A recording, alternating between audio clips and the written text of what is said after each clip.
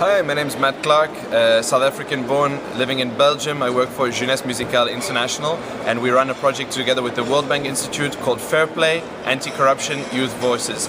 Fairplay is a global initiative to tackle corruption through music, bringing it in a medium that is better suited to young people, that young people are interacting with. And we have an online platform where young bands from around the world produce unique music videos addressing corruption in their areas. We take the best 3 bands each year and bring them to the World Bank's Global Youth Anti-Corruption Summit, which this last year was in Brazil. And basically they then get to interact with young leaders, youth activists, and bring the cultural side of the corruption argument. And who were the 3 winning bands last year? Last year we had the winning bands from Egypt, from Indonesia, and from Cameroon.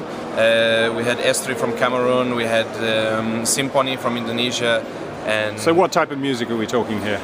We're talking all styles of music. Of course, the competition, because it's around corruption, it lends itself typically not to the classical musicians per se, but more those who are already an activist, or we call them sometimes artivists or cultural activists. And that's a lot of hip hop, a lot of rock, a lot of reggae, but also folk music. Our Egyptian winner, she was a kind of folk singer-songwriter. So a lot of diversity. The competition's open to all genres. And have you seen any impact from this activity yet? Certainly. I mean, basically through the website we've had a great outreach.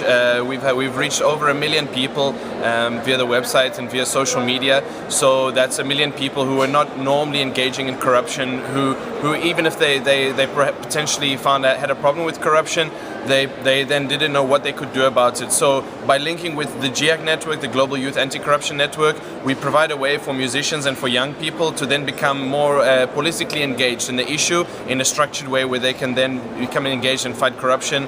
Last year was also the first year that we worked together with Transparency International, and at their ICAC summits in Brazil, we also brought young musicians there and then exposed that to a greater audience. So more and more people could kind of get the behind the scenes view on what's happening in the fight against corruption, and perhaps inspired to do something. Thank you.